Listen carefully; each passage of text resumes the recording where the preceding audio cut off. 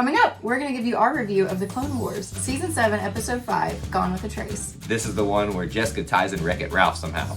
Disney.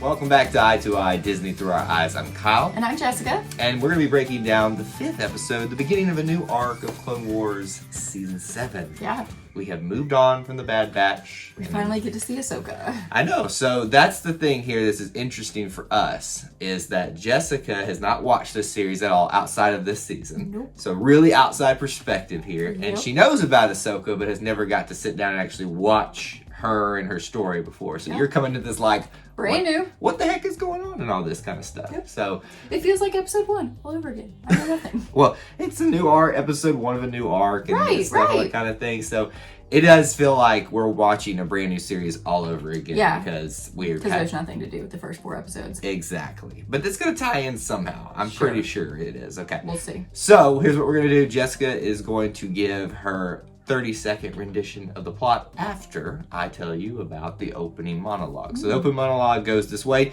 Betrayal. Jedi Padawan Ahsoka Tano was wrongly accused of treason by the Jedi Council and hunted by the Grand Army of the Republic.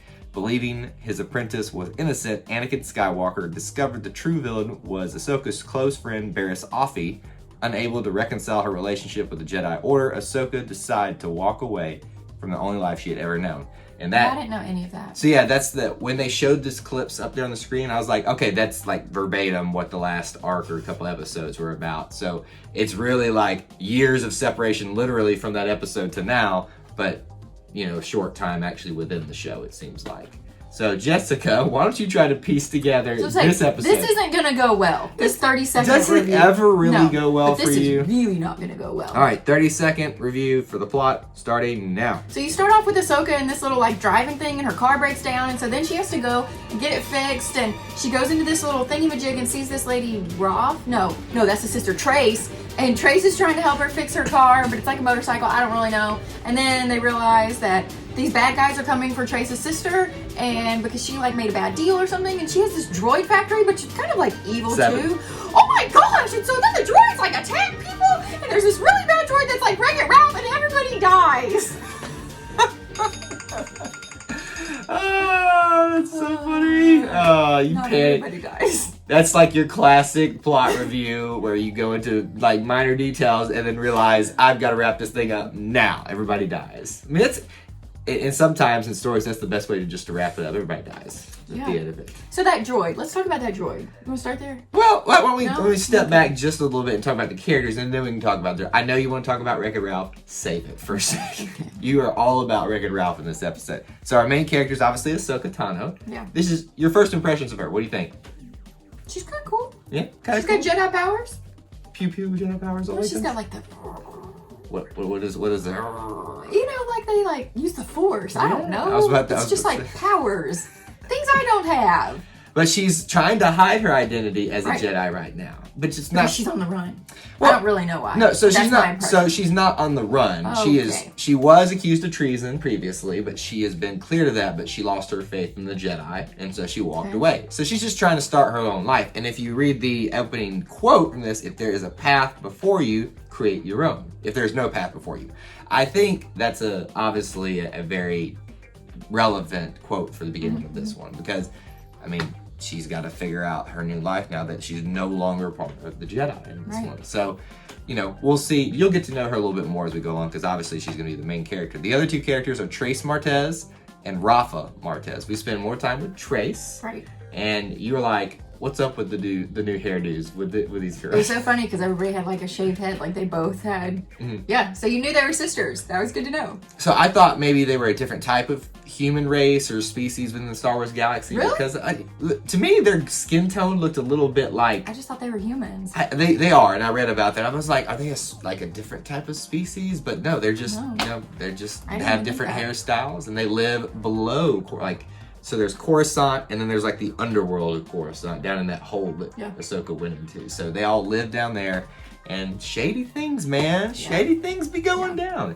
When people live below a city in TV shows, it is never good.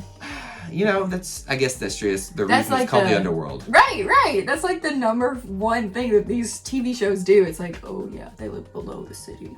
And this feels a lot like a place that Han Solo would live and be like. This would be like the perfect place for Han Solo. Maybe he's down there. No.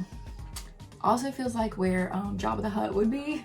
Actually, I think that's true. So there's the huts. There's a lot of huts, like not just Jabba. And then we move. Oh, like that's his last name? Yeah, it's not like they're like a clan. They're not necessarily like a last name. The Hutts are a clan of gangsters. Okay. And they're all the big slug people. Like we've actually in the Clone Wars seen a lot of other ones in them. We're really digressing here, anyway, but there is one that lived in the underworld. See, look at me. Look at you tying it all in over here. She does know. Well, you don't know things. You're just guessing things and it right was now. an educated guess. Yes, it is what it is.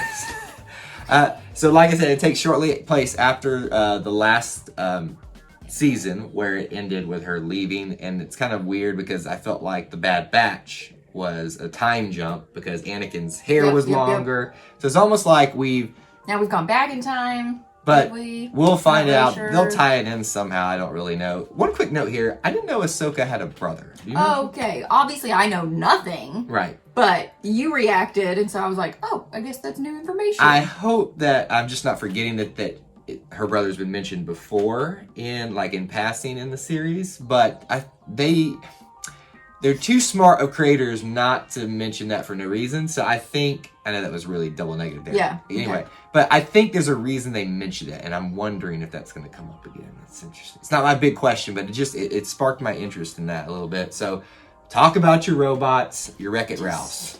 Was that not crazy when he was like jumping on buildings and like... Well, tell them what the robots were, just so that they have some...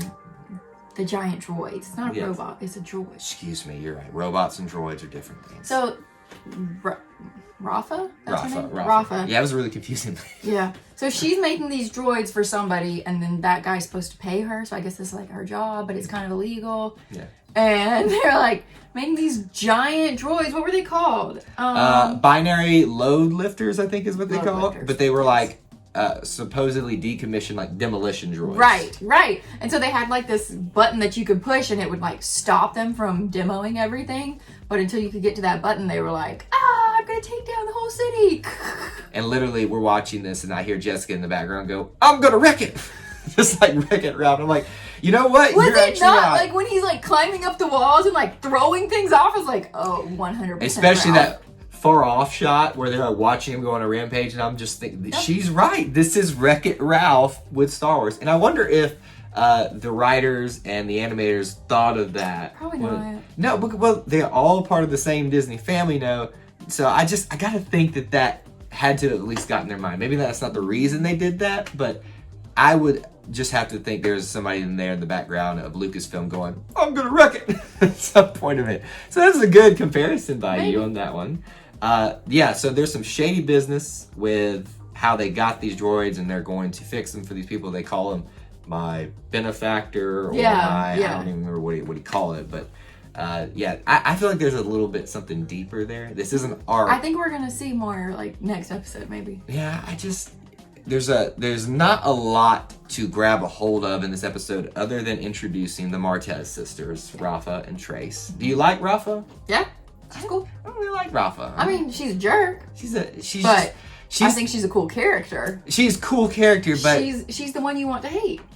And I guess that we all started not liking Han Solo. That's who she reminds me of, because he had what seemed like no moral compass, but the more you got arrogant, and the more you got to know him, the more you liked him. So maybe that's going to be the case here. And Trace is the more likable one because she's been more ambivalent towards Ahsoka and everything, and she wants to get paid, but she also has a heart as well. Last thing I wanted to bring up, it seems like everybody's losing their faith in the Jedi these days. The Clone Wars is like just blown out of proportions. I mean, wouldn't you if, there's been a war going on forever and it seems like the Jedi have just lost... Right, they've lost all their power. They've lost their power, or they've just seemed like they've gotten confused with a lot of things. Yep. So that's kind of the episode in general. We're going to learn a lot more about what's going on in Ahsoka's life probably in the next couple of episodes. So we want to talk about our big questions leading this episode. What is yours? I just want to know if Trace is like going to be a main character, or if this was kind of a one-off and we're gonna follow Ahsoka as she leaves Trace. So I really like the character of Trace, and I want to see her continue. I think that you see it being an arc that you're going to at least see them hang around for a little bit, I hope. if not the whole time.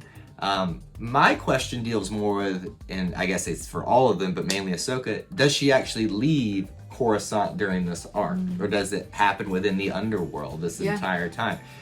I can go either way on it. I think it can be the underworld, this whole arc of the story, or they actually do make it off planet. So I don't really know. That's kind of what I'm interested in right now. But we want to know from you what you thought about this episode and the big questions that you have coming out of it.